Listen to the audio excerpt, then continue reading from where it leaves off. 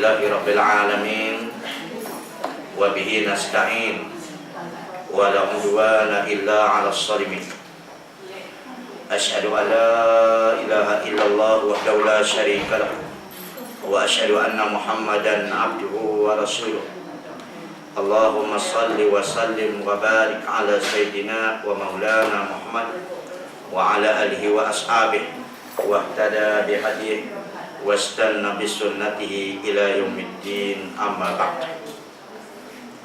Dan umat keluarga, kaum muslimin dan muslimat yang dihormati dan dikasihi sekalian, baik adapun pada malam ini insyaallah kita menyambung kuliah maghrib dengan pengajian kitab Zadul Ma'ad. Kita berpindah ke muka surat 74, iaitu masih lagi kita bicarakan bab tuntunan Nabi SAW dalam masalah zakat, sedekah, puasa, haji dan adab-adab yang lain. Muka surat 74 iaitu perenggan yang kelima.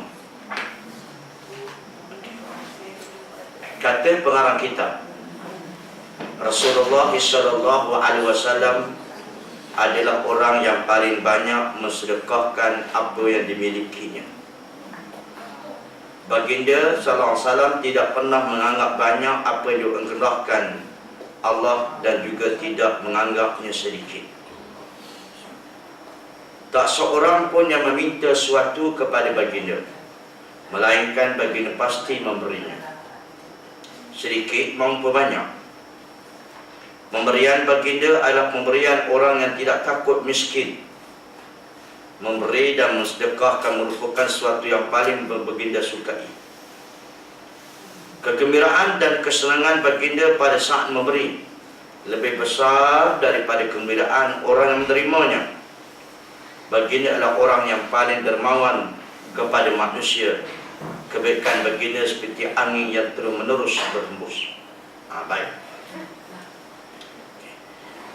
Ibnu Qayyim rahimahullah ta'ala mempaparkan akhlak ataupun kaum muslimin dan muslimat kalian boleh pekerti Nabi yang cukup baik. Yang pertama ialah kaum muslimin dan muslimat kalian adalah Nabi SAW memang banyak bersedekah apa yang dimilikinya. Disebut dalam satu hadis Rasulullah SAW, Rasulullah pernah bertanya kepada para sahabat, harta manakah yang kamu paling sukai? Harta orang atau harta kamu? Lalu Abu Hurairah radhiyallahu anhu menjawab, harta kita lah ya Rasulullah, harta kami lah. Baik. Jadi kaum muslimin dan muslimat kalian bila jawab begitu, sebab tu kita cari harta untuk kesenangan kita di dunia dan juga untuk kesenangan kita di akhirat kalau orang panjang lebar kapal pemikirannya. Jadi apabila cari harta itu untuk kesenangan, jadi bila kita mati besok, harta kita lepas ke mana? Sudah tentu lepas ke anak beranak, sudah tentu lepas ke ahli waris. Jadi kalau begitu keadaannya, bagaimana kesenangan kita di akhirat kelak? Sebab harta lepas ke orang lah. Maka itu sebabnya ialah mensedekahkan harta ini adalah untuk kesenangan dunia dan kesenangan akhirat yang kita ambil disebabkan sedekah itu. Baik. Itu sebabnya baginda Nabi SAW disebut di dalam pernyataan Ibnu Qayyim ini, apabila datang orang meminta Rasulullah beri sama ada banyak atau sedikit. Ini tak boleh kita nak bayang. Pernah satu ketika Rasulullah SAW meminjam 40 gantang gandum daripada seorang Yahudi. Hutang 40 gantang gandum. Sebab begini ya, Rasulullah ni dia menanggung tanggungjawab dia bukan sekadar anak isteri dia. Rasulullah menanggung kadang-kadang ialah keperluan harian dia hampir 40 ke 60 orang satu hari. Menanggung iaitu janda-janda Bani Hashim. Bayang kalau kaum muslimin dan muslimat kelas, kalau kita panggil tiap-tiap hari 60 orang makan, apa ni? Betul? Walaupun toke restoran sekali. Jadi bayang kalau Nabi SAW macam tu. Jadi itu sebabnya bila Rasulullah SAW meninggal dunia, wafat, yang tinggal makanan di rumah Nabi cuma satu guni gandum saja, di rumah Aisyah radhiyallahu anha. Kita kembali pada hadis ini. Setelah mana Rasulullah berhutang 40 gantang gandum, Rasulullah pikul sendiri. Pikul sendiri. Lalu orang-orang Ansar bila tengok Nabi pikul gandum ni, orang Ansar terus datang rumah Nabi. Dan mereka tidak tahu yang bahawa Nabi itu berhutang. Minta pada Nabi. Nabi beri. Lepas tu datang pula yang lain pula. Datang juga. Minta. Beri. Tiba-tiba kaum muslimin dan muslimat yang Nabi yang gandum hutang tu, bila minta semua beri. Tak ada untuk Nabi. Pun sudah habis. Lalu datang lagi. Rasulullah kata tidak adalah kebaikan yang aku sembunyikan. Kebaikan ni tak ada aku sembunyikan. Sudah tiada. Sudah habis. Itulah akhlak Nabi SAW. Tapi kita, ya Allah, kita berhutang dengan orang, tiba-tiba orang nak pinjam pada kita, nak beri ke tak? Jadi Abang Mak tak ada, kita tak boleh dijawab. Boleh bang itu? Tak saya kan? Okay. Habis. Jika ada seorang yang membutuhkan sesuatu, maka baginda lebih mementingkan orang itu daripada dirinya sendiri. Terkadang berupa makanan dan terkadang berupa pakaian. Kadang-kadang Nabi SAW ada orang membelu pada dia, Rasulullah mendahulukan orang lain. Sebagaimana satu hadis yang diriwayatkan oleh Al-Imam Al-Bukhari radhiyallahu ta'ala. Ada seorang perempuan, kan di Madinah ni kadang-kadang mengalami musim sejuk. Sejuk di Madinah ni kadang-kadang lebih teruk sejuk daripada Mekah. Lalu Nabi selalunya kalau sejuk Nabi pakai burdah. Macam kain selimut yang tutup badan. Ada seorang perempuan, dia buat burdah, lalu dia jahit dengan tangan dia sendiri. Dia beri pada hadiah pada Nabi SAW. So Nabi pakai. Nabi pakai burdah tu. Tiba-tiba ada seorang lelaki mengatakan, ya Rasulullah, cantiknya burdah yang kamu pakai, boleh tak beri kepada aku? Hanya minta pula dah kepada Rasulullah. Baik. Para sahabat mendengar. Dengan lalu marah pada lelaki itu. Rasulullah kata biarkan. Baik, kata Rasulullah, biar aku balik ke rumah dulu, engkau datang selepas ini. Rupanya Rasulullah, dia tak beri begitu. Rasulullah lipat elok, cara elok. Rasulullah mau beri jaya. Para sahabat lagi marah. Lalu lelaki itu jawab, sebenarnya burdah Nabi SAW, yang burdah itu yang dikenaki supaya bila aku wafat, mati besok, aku minta supaya dikapankan aku dengan kain yang dipakai oleh Nabi. Itu je naknya, bukan nak serta keperluan, tidak. Kerana nak supaya kain yang dipakai oleh Nabi itu dikapankan di masa dia mati besok. Oh begitu. Boleh bang itu. Sebab tu badan Nabi ni, apa melekat pada Nabi adalah berkat. Tu badan orang lain tidak terlekat. Itu sebab insya-Allah, tak tahulah bila nak habis Bazar Jumaat ni. Ini baru jilid kedua, dia ada 5 jilid. Kaum muslimat.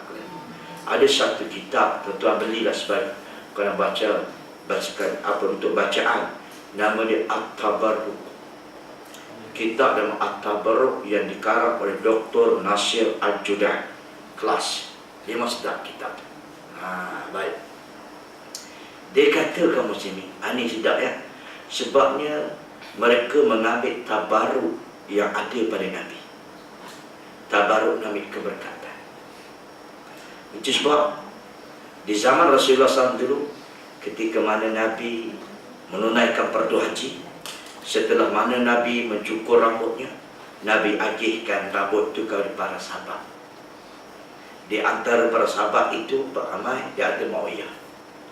Muawiyah bila saat nak meninggal dunia, dia berkata kepada ahli keluarganya, tolong ambil rambut Nabi, letakkan kapan aku. Ini dia. Kalau nisbah berkat pada tubuh badan, cuma tubuh badan Nabi saja. Boleh faham itu? Itu dia. Tubuh badan orang lain tidak ada. Itu sebab bila orang balik Mekah, bakal nak peluk belaka, Nabi berkat. Betul tak? Siapa yang kata tubuh badan dia berkat? Hatta tak disebut dalam hadis yang tubuh badan Abu Bakar berkat berada. Tapi yang ambil hadis mana ni? Orang boleh hadis. Kadang-kadang nak peluk ustaz sikit lah, nak ambil berkat. Siapa kata tubuh badan ustaz ada berkat? Tabarak. Keberkatan itu datang daripada Allah Ta'ala. Bila keberkatan itu datang daripada Allah, maka kaum muslimin dan muslimat kalian, Allah Ta'ala saja yang menentukan orang itu berkat. Betul tak?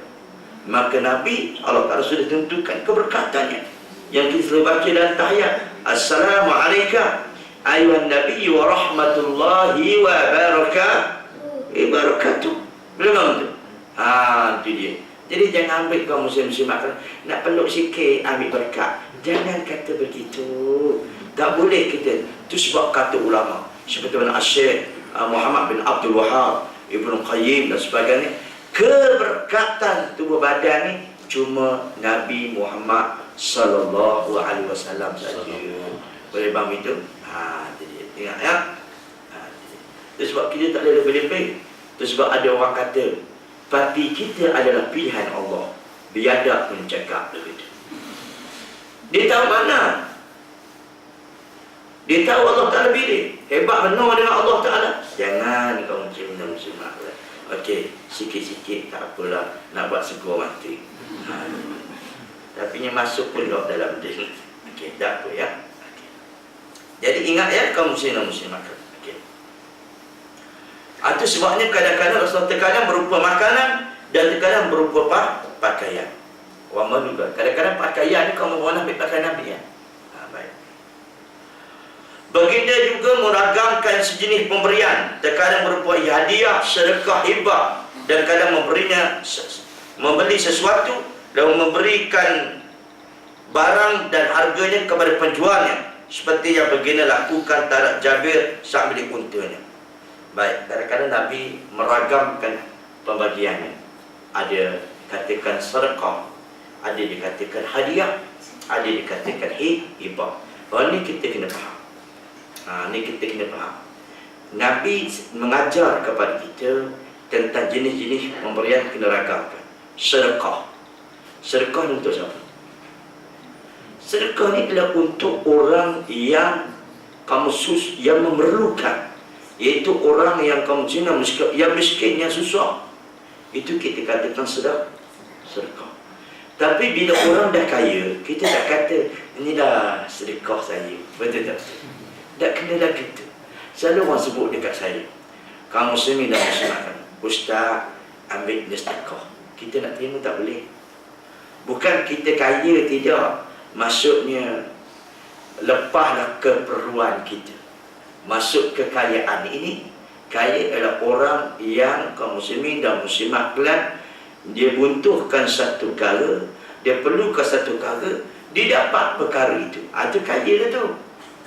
Cuma tidak raya saja kan, kaya raya. Pernah saya buat ibarat macam tu. Jadi ni dapat dah kan, nak rumah dapat rumah, nak kereta dapat kereta, nak isteri dapat kereta, nak makan dapat makan. Betul tak betul? Jadi kaya lah. Betul tak betul? Jadi orang kata sedekah, tak kena lagi tu. Itu sebabnya kaum muslimin dan muslimat lah. Kerana musim buah durian, bos dia tak ada buah durian, buah durian tak ada. Yang dia punya pekerja banyak buah durian. Dia bawa ke buah dia 2 gunting. Buat ini ada durian serkok ada buah. Anda kena lah. Kalau buah tu mengaji, kalau buah tu mengaji, buah akan berhasil. Yang pertama, aku tak layak dia mesti kok 2 gunting buah durian. Yang keduanya, aku bukan tak mampu beli dunia, kebun durian awak apa aku boleh beli. Kata betul. Jadi kaum muslimin dan muslimat tak kena cakap lagu tu. Katakan, bos, ini hadiah. Itu baru cantik. Boleh faham itu? Itu dia. Itu sebab Nabi SAW merangkap pemberian. Kalau sekiranya orang itu sebab dia katakan, iaitu sedekah, ini untuk orang memerlukan. Yang kedua, hadiah. Hadiah ni ialah pemberian untuk memuliakan seseorang. Untuk memuliakan seseorang. Yang ketiga ialah hibah. Hibah ni satu pemberian untuk merapatkan hubungan mesra. Itu dikatakan hibah. Baik. Kena pandai itu. Okey.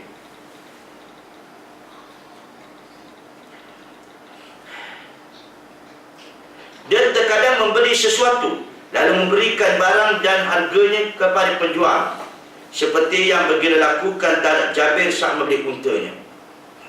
Kadang-kadang Nabi SAW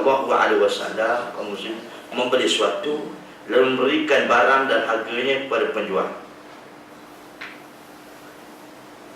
Macam ni Rasulullah beli sesuatu barang, kaum muslimin, harganya kepada orang yang penjual. Buat Rasulullah beli. Lepas tu Rasulullah ambil, lepas tu Rasulullah beri pula kepada penjual. Sebagaimana dalam kisah Jabir. Tahu kisah ni? Panjang pula. Dalam kisah Jabir ni kaum muslimin, di dalam berlaku peristiwa dalam perang Tabuk. Perang Tabuk ni adalah satu peperangan yang berlaku musim panas. Lepas tu keadaan ekonomi Islam, orang Islam pun meleset. Tak ada kenderaan. Lalu akhirnya Nabi SAW untuk guna peperangan ini tak ada kenderaan nak pergi ke Tabuk ni. Ramai orang nak pergi Tabuk ni tak ada kenderaan. Rasulullah pun belilah seekor unta dengan seorang sahabat Nabi bernama Jabir. Tanya Jabir, berapa harganya? Jabir pun kaum muslimin dan muslimat sebut harga, tak ada kurang. Sebab apa tak ada kurang? Sebab ini untuk fisabilillah. Dia faham itu? Lepas tu orang pakailah unta yang dibeli oleh Nabi SAW itu. Lepas tu bila habis peperangan tak berlaku, balik ke Madinah, maka Nabi pulang balik unta itu kepada Jabir dengan tidak menuntut klaim bayaran. Lima. Bermaksud Nabi beli unta daripada Jabir untuk fisabilillah. Jabir menjualnya. Lepas peperangan, unta itu tak mati. Nabi pulang balik unta itu kepada Jabir. Ambil lah mula. Betul-betul. Duit ambil. Harga ambil. Harga tak ambil. Maksudnya Allah siapalah yang boleh buat macam tu ya. Ada satu hadis, tapi minum air dia.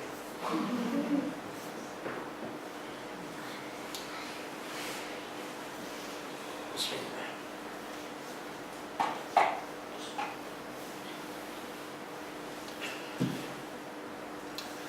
Kisah seorang sahabat Nabi namanya Zubair bin Awam.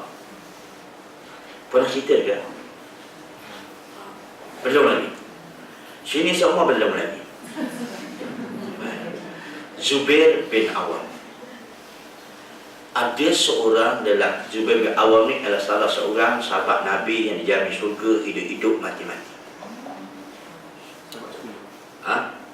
Ya 10. Al-Asatul Mubasyarah bil Jannah.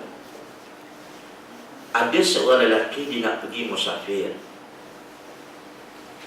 Lalu dia nak tinggalkan duitnya supaya Zubair bin Awam ni jaga.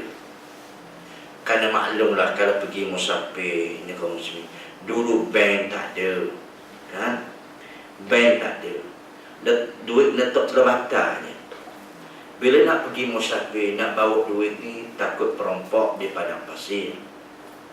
Lalu kaum muslimin, lelaki tu kata, ya Zu'ab, dia kata kepada Zubair, engkau jagalah duit aku ni. Tahu tak berapa? 1 juta dinar. Banyak. Zubair kata, aku tak nak jaga. Sebab aku ni bukan orang yang ahli dalam bidang ini. Bermaksud, pertama dia takut guna duit tu. Yang keduanya, kalau duit itu untuk digunakan, dia bukan ahli, orang ahli dalam bidang tu. Jadi orang tu kata, aku percaya kepada kamu. Jaga dia. Zubair kata, aku bukan ahlinya. Aku bukan ahlinya. Dan disuruh juga Zubair jaga. Zubair kata, beginilah. Engkau bawa lah duit kamu 1 juta dinar itu. Kalau berlaku apa-apa, aku tanggung. Astagfirullahaladzim. Jam kepala. Apa punya tanggung? Bukan duit dia, betul-betul. Duit orang. Itu sebab kamu sini. Pernah dengar tak dalam Islam ni, dalam sistem bank, dia panggil Al-Wadi'ah. Pernah dengar? Kerja masuk bank wadi'ah gitu. Apa maksud wadi'ah? Wadi'ah ni kita tinggalkan titipan kepada bank, suruh dia jaga duit kita. Kan? Lepas tu kita tinggal duit pada bank tu, itu dikatakan wadi'ah lah. Jadi bank ni kata pada kita, guna duit ni kalau kita buat pelaburan, kami jaga-jaga buat pelaburan. Nanti untungnya kita boleh kira lah. Jadi kaum muslimin, kita pun setuju. Itu wadi'ah lah. Tapi Zubair ni dia tak nak buat macam tu. Sebab dia bukan ahli dia. Boleh mahu tu. Kalau dia jagakan, takut dia termakan. Jangan kaum muslimin dah masuk je orang ni kan. Jadi baik. Kata Zubair ginilah. Kalau sekiranya berlaku apa-apa, aku tanggung. Takdir Allah. Saat Zubair nak meninggal dunia, orang tu tak balik lagi. Lama dah. Zubair kata mungkin dia mati dah, mungkin barang dia diambil lah. Maka ini ada hutang aku. Dia pula tanggung kalau kau hutang. Kita nak dapat macam mana manusia macam tu. Muslim-muslim. Okey. Lalu akhirnya, boleh tak boleh? Duit orang suruh bawa karela, aku tanggung. Maknanya dia nak macam tu. Tapi Islam sudah tunjuk perkara semacam itu. Itu pun orang tak yakin lagi pada Islam. Lalu akhir Zubair nak mati. Anak Zubair ni ada 9 orang. Tapi dalam 9 anak tu dia panggil 1 orang je. Nama dia Abdullah bin Zubair bin Awam. Yang ni anak yang orang kata bukan dipercayai, dia amanah. Kata Zubair kepada Abdullah, ayah berhutang 1 juta dinar. Tolonglah bayar hutang ayah. Kalau sekiranya tak boleh bayar hutang, maka mengadulah kepada yang memiliki ayah, itu Allah Ta'ala. Ya Allah Akbar. Zubair pun meninggal dunia. Anak Abdullah ni, anak dia belum, dia bayar hutang. Zubair ni dia ada 8 bidang tanah. 8 bidang tanah. Tak tahulah pertolongan Allah Ta'ala kepada orang yang baik ni cukup terserlah. Lalu Abdullah pun kaum muslimin jual 1 bidang tanah dengan harganya kepada Abdullah bin Hizam 400,000 dinar. Abdullah bin Hizam ni belilah tanah daripada Abdullah. Beli tanah, beri duit ya. Beri duit dah 400,000 dinar. Cash. Sebab dulu tak ada income tax. Lepas tu Abdullah bin Hidar kata, ambil ni tanah ni balik.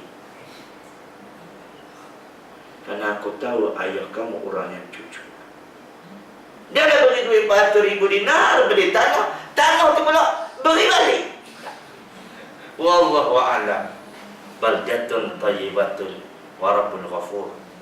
Negara yang baik dapat kampunan Allah Ta'ala. Lalu akhirnya, itu sebabnya, ini cerita dalam hadisnya sedang. Itu sebabnya apabila dalam satu hadis kan, bila Allah Ta'ala sayang kepada seseorang, Allah Ta'ala, satu hadis oleh Imam Tirmizi, Allah Ta'ala beritahu penduduk langit, iaitu penghulu dia Jibril alaihissalam. Jibril, ini hadis ni, hadis kursi, sesungguhnya aku sayang pada si fulan, berilah tahu penduduk langit supaya sayang kepada si fulan. Maka akhirnya Allah Ta'ala campurkan sifat kasih sayang itu kepada makhluk yang ada di bumi. Sedangkan siapa yang tahu? Allah Ta'ala campurkan sifat kasih sayang itu kepada makhluk di bumi. Siapa yang tahu yang Abdul Zubair bin Awam berhutang? Tapi orang lain tahu sebab Tuhan sayang dekat dia. Lalu tahu tak kamu sini, jual punya habis tanah dijual, maka terkumpul duit semua 50 juta dinar.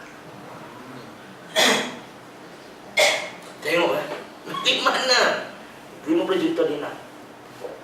Lalu dia dapat yang tu, dia ingat adik-beradik lain kata, mana reti ayah kita? Masih bayar hutang ayah. Seorang adik-beradik pun tak nak beritahu, tak nak ambil tak? Kata Zubair bin Awam, aku tidak akan mengagihkan harta ini melainkan sampai satu tahun. Kata Abdullah, aku tidak akan mengagihkan harta ini hingga setahun. Bila sampai orang menuntutnya, tak ada orang tuntut, baru kita agihkan. Catat nanti. Itu dia. Allahu Akbar. Terkadang beliau meminjam sesuatu lalu membalikannya dengan jumlah yang lebih banyak. Ini memang bagus, adat. Itu sebabnya dalam riwayat Rasulullah pernah meminjam seekor kambing. Pinjam, namakan kambing pinjam tau. Nanti mana ada orang buat lagi. Lepas tu Rasulullah menggantikan kambing yang lebih besar daripada yang dia pinjam. Kan? Macam tu lah. Itu sebab terbaiknya, kalau kita pinjam kereta orang dalam keadaan minyak penuh, kereta bersih, betul? Pulanglah dalam keadaan yang lebih baik. Betul-betul. Berilah minyak terpenuh. Betul-betul. Berilah kereta terbersih. Ini jap, minyak tak isi. Kamu sini dan muslimat kalian tinggal setengah, kereta belum murah lumpur. Minta maaf ya, hujan. Siapa tak tahu air hujan? Betul. Ini akhlak yang kurang baik. Betul-betul. Walaupun di sana ada hukum-hukum fiqh. Hukum fiqh. Jadi hukum, tapi dalam bab hukum ada ta'ajjub. Ada adab. Kan kalau kita pinjam barang orang, kaum muslimin dan muslimat kalian, dan orang yang punya barang dia redha, kita kalau berlaku kerosakan tak perlu ganti. Contoh, Ustaz pinjam motor boleh? Saya kata nak pergi ke mana? Nak pergi Greenwood je Ustaz. Dia bawa motor saya. Greenwood betul lah. Memang dia pergi Greenwood sungguh. Tiba-tiba motor terpancit tayar dia. Pancit tayar dia. Lalu dia pulang dengan keadaan tayar pancit. Ustaz, ni motor tapi tayar pancit Ustaz. Anjirlah. Ya, hukum dalam fiqh dia tak perlu ganti. Sebab saya redha dan dia pun bawa motor saya dengan keadaan yang terbaik, maka tak payah ganti.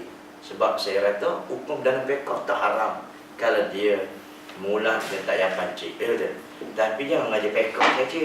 Mengajar ada ITI. Mengajar ada je. Kalau kau pulang tak payah pancit, jawapannya sekali itulah aku beri kamu pinjam. Lepas tu aku tak mau pinjam. Betul. Jadi Orang berbuat baik, kita balas baik. Dan betul-betul. Dah tak payah pancit. Pulanglah dalam keadaan tidak pancit. Walaupun hukumnya begitu. Kan? Baik. Macam orang lah kaum muslimin beri kita barang makanan dengan tepung ke dalam apa kan. Tiba-tiba masa pulang kosong je. Letaklah buah nangka sikit. Tahan juga tu. Atau cekodok pun jadi tak. Dia baik habis. Terkadang baginda memberi barang dan memberi wang lebih banyak daripada harga semestinya. Allahu Akbar. Kalau tanya berapa harga ni, kita kata RM2. Tapi bila tengok susahnya dia kan, daripada pagi ke petang, nak boleh terlebih pada tu. Kadang-kadang Rasulullah berilah lebih. Itulah nak kata tuntunan pribadi Nabi. Baik. Masa Nabi berniaga dulu, dia ambil barang Khadijah, berniagakan ke Syam, berniaga di Madinah. Orang tanya Nabi juga, berapa harga barang? Nabi sebut, modal ada pada saya ambil modalnya. Jadi berkurang ginilah, kita kata modalnya RM1.20 contohnya. Maka terpulanglah nak beri berapa. Itu dia. Orang kaum muslim nampak jujur tu, dia tak beri RM1.20, beri lebih daripada itu. Tapi ni kelang di kalangan masyarakat Arab. Masyarakat Melayu tak boleh jual lagi tu. Tak jual. Kaum muslim ni tak bisa. Berapa ni ustaz? Ustaz nak ikut cara Nabi ya. Modal saya RM1, terpulang dah nak beri berapa. RM50 boleh kok ustaz. Ni zakat baik tak boleh niaga macam tu, boleh faham itu. Baik. Bismillah.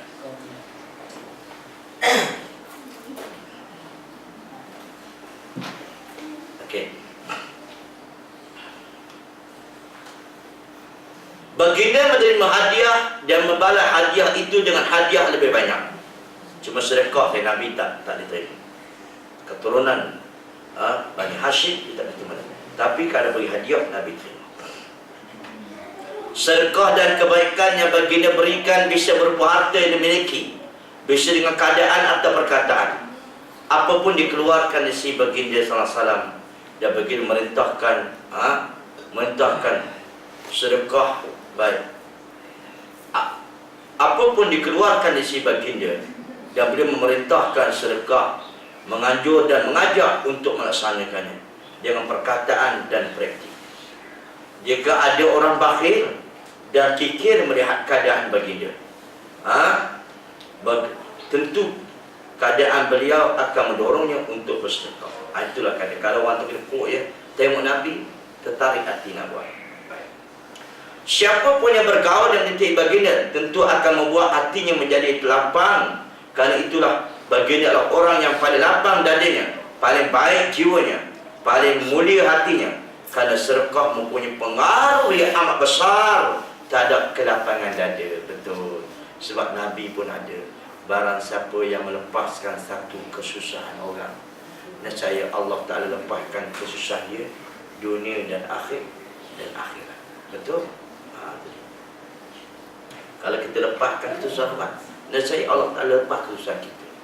Kita ni tak susah ya. Ada susah. Baik. Padahal Allah Ta'ala sudah menampakkan dada baginda dengan nubuwah dan risalah. Tapi sebab yang membuat kelapangan dada adalah tauhid, kesempurnaan dan kekuatan. Itu mula asal dia. Sebab kelapangan dada ni asal dia adalah keimanan, tauhid. Baik. Tapi kalau sedekah juga, tapi tauhid tak ada, iman tak kuat, dia jadi resah juga. Dia asal dia ada. Baik. Jika hal ini semakin bertambah, maka bertambah pula kelapangan dada. Kalau ada iman, ada tauhid dan sebagainya, ditambah dengan perbuatan itu, maka lagi banyak kelapangan dada. Sebagaimana firman Allah Ta'ala surah Az-Zumar, maka apakah orang-orang yang dibukakan hatinya oleh Allah Ta'ala untuk menerima agama Islam, lalu mendapat cahaya dari Tuhannya, sama dengan orang yang membantu hatinya? Tak sama. Itu sebab ada seorang sahabat Nabi SAW, dia antaranya Abu Hurairah. Dia pernah kata, apabila aku memeluk Islam, setelah aku mengucap Dulu aku tidak sempit dadaku. Bila aku mengucap, maka dadaku jadilah lapang. Jadi baik. Barang siapa yang Allah menghendaki akan memberikan kepadanya petunjuk, nescaya dia akan melapangkan dadanya untuk memeluk Islam. Dan barang siapa dikehendaki oleh Allah Ta'ala sesatan, nescaya Allah Ta'ala menjadikan dadanya sesak lagi sempit, seolah dia sedang mendaki ke langit. Itu sebabnya kaum muslimin dan muslimat akhirat, dia punya pencahayaan adalah iman. Barang siapa yang Allah Ta'ala lapang dada, Tuhan beriman kat dia, lapang dada dia. Tapi kalau barang siapa yang sesat, maka Allah Ta'ala jadikan dada dia sempit, ibarat seperti orang mendaki gunung ataupun bukit.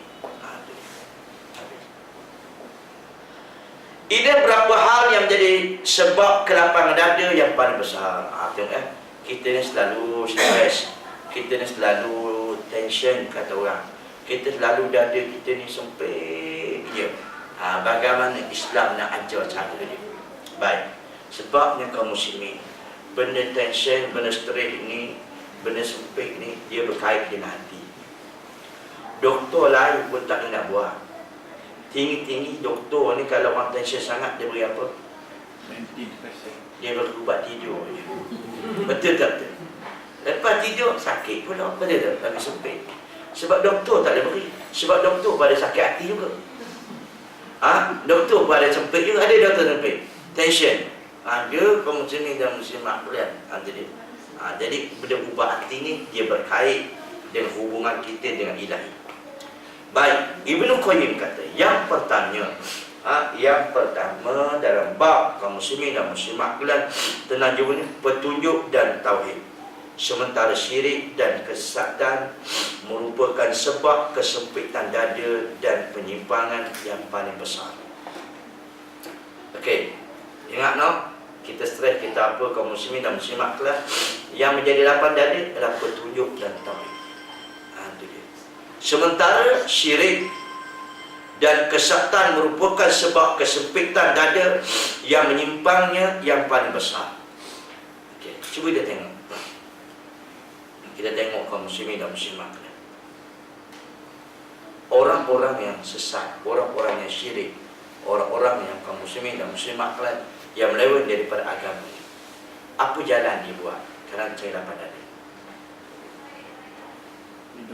Kalau yang minum arak, semata-mata nak hilangkan. Kalau orang merokok, sebatang. Jadi itu jalan. Kalau yang syirik, kaum muslimin dan muslimat, dia akan memburu kesenangan. Kalau syirik, bagi jumpa Tok Bomo. Kalau tak jadi juga, jumpa Tok Bomo. Akhir tekanan di you. Akhirnya Tok Bomo pun dibunuh sama. Tapi orang kaum muslimin dan muslimat yang kesempit dan dicari tauhid, dicari iman, dicari petunjuk, insya-Allah dia akan bertemu. Dia akan bertemu. Itu sebabnya kita testlah. Dan tuan testlah sekali. Kalau baru tension sangat, tuan-tuan pergi menuntut ilmu. Tenang tak tenang? Kita tak nak test. Tak pernah.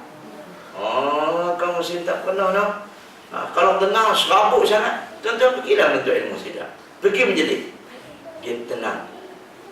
Balik daripada itu, tak tahulah tenang ke tidak. Tapi memang tempat macam tu. Betul. Okey. Yang kedua, cahaya yang dimasukkan Allah Ta'ala ke dalam hati hamba, itu berupa cahaya iman. Jika cahaya iman itu lenyap dari hatinya, maka hatinya menjadi sesak, lebih sempit daripada bilik penjara. Okay. Oleh itu kaum muslimin dan muslimat, pertama cahaya daripada Allah. Apa maksud cahaya di sini? Maksud cahaya ni kaum muslimin dan muslimat daripada Allah Ta'ala ke dalam hati hamba. Ya, cahaya ni adalah penerangan. Maksudnya kebaikan. Benda kebaikan ni bila masuk dalam hati, dia bercahaya, dia boleh tenang. Tapi kalau sekiranya benda dosa, dia jadi gelap. Bila hati gelap, fikiran gelap, memang tak dapat. Itu sebab kata Nabi SAW, barang siapa melakukan satu perkara maksiat, Tuhan ambilkan campurkan satu titik hitam dalam hati. Bila laku lagi, dia tidak bertaubat, tuan titik dan hati itu hitam, maka dia tambah titik hitam lagi, berhitam-hitam lah hatinya. Betul ke bahasa macam tu? Jadi sempit itu muslim-muslim. Cuba kaum muslimin dan muslimat buat. Saya ambil contoh ya. Rasulullah sallallahu alaihi wasallam pernah tak Rasulullah mengalami stres? Pernah tak Rasulullah tension? Pernah Rasulullah sempit? Ada tak? Tak tahu. Rasulullah ada tekanan jiwa tau. Rasulullah ada tekanan jiwa. Ingat Rasulullah SAW kena tekanan jiwa disebab umat dia. Kerana Rasulullah tidur tak lena. Rasulullah tak kira makan. Yang disebut dalam surah Al-Kahfi. Fala'allaka bari'un nafsaka ala asrihim. Adakah kamu wahai Muhammad nak bunuh diri kamu? Bunuh diri ini bukan etika tak. Tak nak memikirkan sangat buntu. Dan Rasulullah kena tekanan umat tak kena? Kenalan, tekanan stres. Allah Ta'ala sebut dalam surah Hijr. Dan surah Al-Hijr, ayat yang terakhir. Allah Ta'ala sendiri mentempelakkan. Walaqad na'lamu annaka yadiku sadruka bima yaqulun fasabbih bihamdi rabbika wa kum minas sajidin. Apa dia dah? Sesungguhnya kami tahu wahai Muhammad, walaqad na'lamu annaka yadiku sadruk. Sesungguhnya kami tahu hati kamu, dada kamu sempit. Sebab apa? Bima yaqulun, apa dikatakan oleh orang-orang Mekah kepada kamu, orang-orang musyrik kepada kamu. Apakah orang musyrik kata Nabi? Gila, pecah belah. Macam-macam orang musyrik kata ke Nabi. Sempit tak sempit? Yang kata Sabriah, bapa saudara dia. Yang kata saudara dia. Betul-betul. Sempit. Oh, tekanan. Kamu semua. Jadi Allah Ta'ala beri ketenangan jiwa. Apa dia? Fasabbih bihamdi rabbika wa kum minas sajidin. Bertasbihlah dengan memuji Tuhan kamu. Wa kum minas sajidin. Bangun jadi orang yang sujud. Itu solat. Kita ni kalau stres, tasbih banyak kamu semua, solat banyak. Arti sebab ni jadi ketenangan jiwa. Itu sebab dalam satu hadis Nabi SAW, hubbiba ilayya minad dunya an-nisa'u wat-tibu wa ju'ila qurratu 'aini fi salat. Yang aku kasih daripada urusan dunia ada tiga. Pertama, wanita solehah, isteri solehah. Yang kedua, minyak wangi. Yang ketiga, aku jadi keterangan hati jiwa mataku di dalam solat. Kalau orang kaum muslimin dan muslimat kalian, kalau dia solat tenang jiwa dia, itu dia, orang kata makam dia, martabat dia tinggi lah. Betul-betul. Tapi bila stres, solat lagi menyampuk solat. Sudah lah dia. Nampak sangat kemunafikan. Sudah. Kenapa senyap dia? Bila dia stres, kamu bukan nak solat sunat, nak solat fardu, berasa menyampuk sangat. Nampak sifat kemunafikan. Jadi, tapi kalau berlaku benda dia solat. Ada juga orang ni yang peliknya, bila stres, ustaz, hati saya dia boleh tak ustaz buat solat hajat? Dia suruh kita buat solat hajat. Mana boleh? Dia tukang buat. Sebab hati dia hanya lapang. Betul tak betul? Dia suruh kita pula buat. Betul tak betul? Adalah betul. Habis. Ya. Okey. Yang ketiga, ilmu. Dengan ilmu ini hati menjadi lapang, seakan lebih lapang dari dunia. Sementara kebodohan menimbulkan kesempitan dan pengumbungan. Baik. Selagi ilmu hamba semakin luas, maka dada juga semakin terasa lapang. Tapi hal ini tidak berlaku untuk semua ilmu. Namun hanya ilmu yang diwariskan dari Nabi SAW. Itu ilmu yang manfaat. Orang yang memiliki ilmu ini merasa hatinya lapang, paling baik akhlaknya dan paling nyaman hidup. Betul. Ilmu. Cuba orang tak ada ilmu, dia jahil. Bertiba satu masalah, nak buat macam mana? Kalau orang ada ilmu, bila tiba satu masalah, dia pandai tak mengatasinya. Senang kan? Cuba orang tak ada ilmu, kaum muslim dan muslimah kan, bila menghadapi satu masalah, kan sempit dadanya. Okey, satu contoh. Dia buat satu contoh, kita buat satu contoh. Bagaimana orang kalau dia tak ada ilmu, kaum muslimin dan muslimat kalian, untuk menghadapi satu kali sempit dadanya. Okey, kita ambil contoh. Contoh apa nak buat? Kekeringan contoh dah. Kita ambil kan. Kita ambil cara mudah-mudah lah. Hamba Allah Ta'ala ni pergi ke Mekah.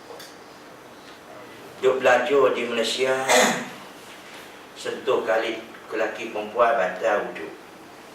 Dia pergi tawaf, dia sentuh tu Arab, tak jadi tawaf pula, ambil wuduk. Tak ada pula sekali lagi tawaf, sentuh pula, marah ke tu Arab, ambil wuduk. Letih tak letih dia? Sebab apa? Tiba tak ada ilmu. Betul tak? Sebab tak ada. Cuba dia belajar ada ilmu sikit kaum muslimin. Apa maksud sentuh itu? Kan senang tak senang? Senang. Itu dasar. Yang keduanya pula kaum muslimin dan muslimat. Amin tak semua cakap lah. Kalau orang perempuan ni merisau, kalau haid dia tak ikut turutan, sudahlah, selalunya 7-4 hari beda. Ini berhenti sekejap, mari pula. Mana dah gamuk-gamuk ni. Aku nak semayang, isteri suami aku buat air biru. Buat ni agaknya. Susah tak susah? Suami pun susah, dia pun susah. Akhirnya sebutlah perkataan, nak hidup pun susah, nak mati pun susah. Betul tak betul? Kalau ada ilmu, boleh mengatasinya. Betul? Cara mana? Tidak bolehlah pada kesempatan malam ini dah habis pula jemaah kita kan, kaum muslimin dan muslimat. Mudah tak mudah? Habis dah. Cuma tak ada. Macam orang senekali saya sebutkan, Tuhan jadi dia lidah Melayu, jangan lebih pada lidah Arab. Dia nak buat lidah Arab, sedangkan Arab tak bunyi lagu tu. Nanti susah tak ada ilmu. Kan kaum muslimin dan muslimat, saya pernah cerita kan, masa saya semayang di belakang, semua, saya tak tahu identiti dia. Saya tengok orang tak nak semayang dekat dia. Bila mereka nampak dia, orang lepak lain. Jadi kita tak tahu. Saya semayang sebelah dia. Memang saya pun susah. Dia susah membuatkan saya jadi susah. Betul? Tahu tak? Masa takbir tu, Allah, kita nak takbir pun payah dia kacau orang. Betul tak? Dia selesai takbir dulu. Betul. Dia mengganggu konsentrasi kita. Memang. Lepas tu bisa baca tahiyat. Dia baca kuat. Orang bawah ni dia kerti baca perlahan. Sedangkan Allah Ta'ala beri dia satu kepahaman dah. Telinga dengan mulut dekat. Betul-betul. Tuhan tak jadi telinga dekat kaki. Nanti mulut baca tak dengar di telinga, dekat sangat.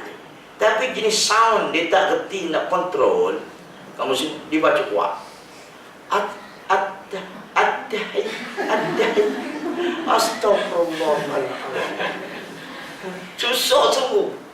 Kita nak baca tahiyat kita pun payah. Dia ni bahasa tak ada ilmu. Nak sebut Ruha macam tu Arab. Tu Arab bukan macam tu Arab, nak lebih pada tu Arab. At-tahiyyat. Nah, lebih tu. Cuba. Dia buat pitik baca. Tak adalah binatang yang boleh, tak adalah makhluk yang panas Ruha ni melainkan itik syati. Itik syati pada. Belajar dengan dia pagi-pagi kau macam-macam. Betul tak betul? Ini dia. Tengok, tak ada ilmu tu. Diri kau terus. Kalau Allah Ta'ala maha mengetahui tentang diri kau, betul-betul. Nanti aku beginilah sifat aku. At-tahiyyatul barakah. Ini tak ada ilmu. At-tahiyyat. Kita nak baca sebelah. Oh payah kamu siapa muslimat akhlak. Akhirnya lepas ke dia dulu. Lepas ke dia dulu, kita pula baca. Kita pun ikut je. Kita pun ikut je. Kerana tak tahu virus mana yang masuk buat ganggu. Betul tak betul? Hati dia kamu ni. Kalau ada ilmu ni lapang. Tengoklah kalau orang tak ada ilmu, susah kamu macam ni. Kalau dia ambil uduk, kadang-kadang tak ada ilmu, basuh habis baju dia. Betul tak betul? Basuh habis baju dia kamu muslimat akhlak. Kerana tak ada asas ilmu tak ada. Semua dah ke. Apa lagi tu masalah akidah, apa lagi masalah ilmu-ilmu yang lain. Itu dia. Okey. Itu sebab untuk kelapangan dada adalah ilmu. Kamu dah tu. Baik. Yang keempat, kita ambil 4 dululah. Lain kali kita sambung.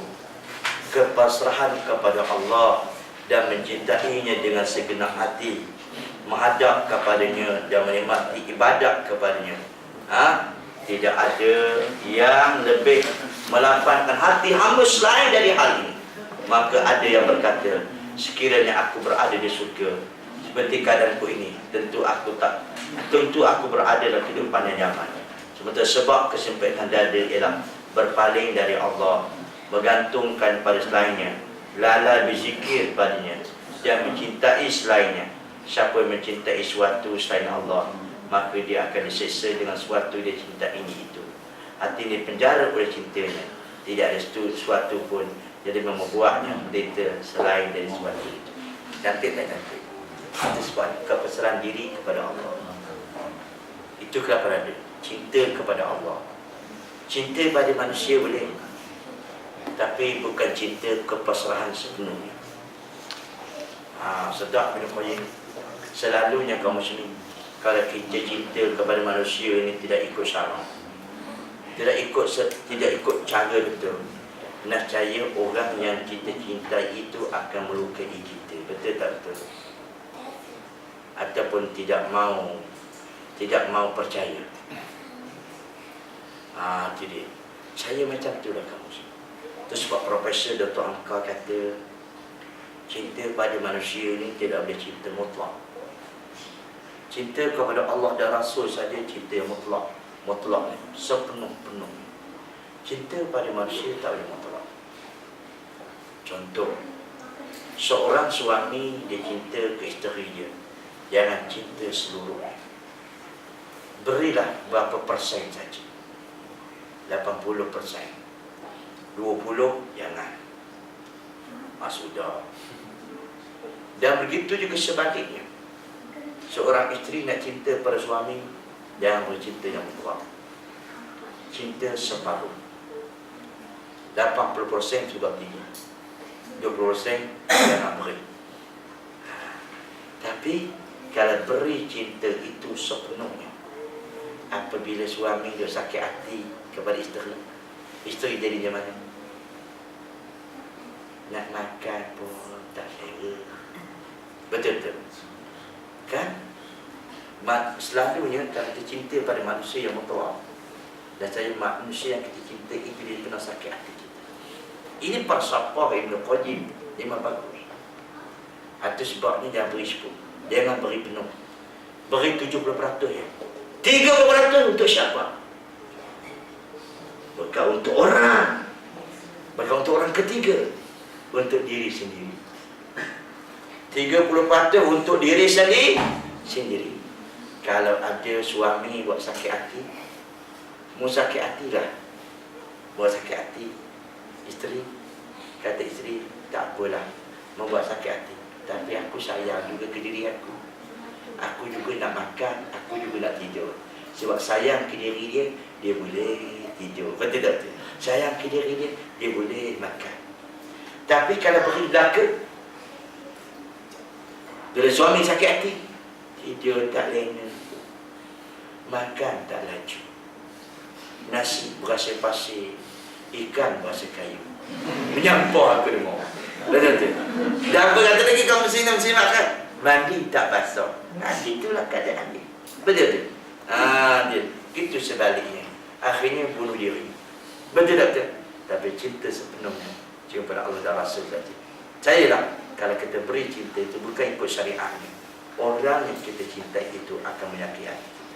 Tapi kalau ikut syariat, insya Allah. Ya bantu? Yang kelima, insya-Allah kita sambut. Soalan? Ada perbincangan?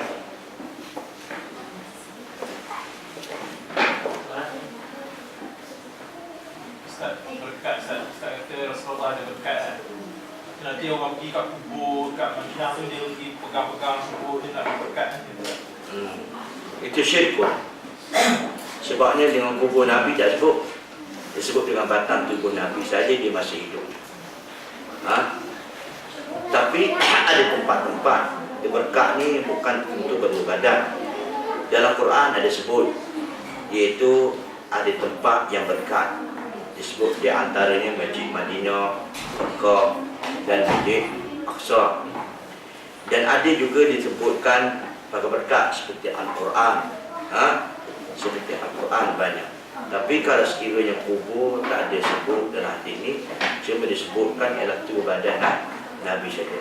Kalau sekiranya ambil berkat dengan kubur Nabi, hukum dia tidak satu daripada buat kesyirikan. Tidak apa. Sebab jangan jadi sebab bagaimana?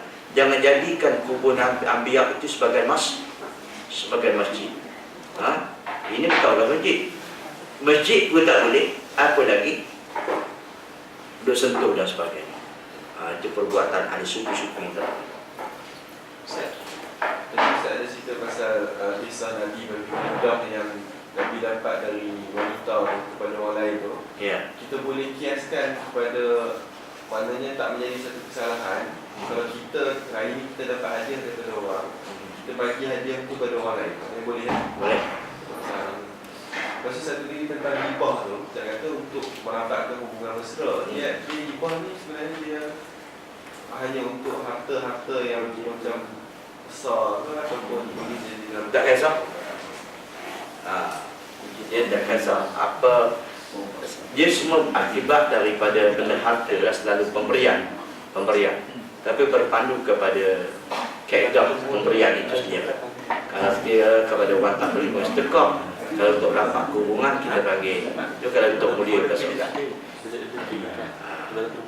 Macam kita lah kaum muslimin dan muslimat kalian.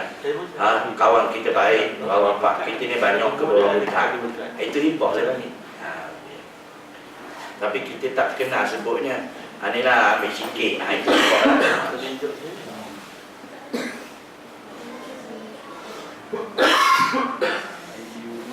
Wallahu a'lam. Okay, subhanallahi wa bihamdihi.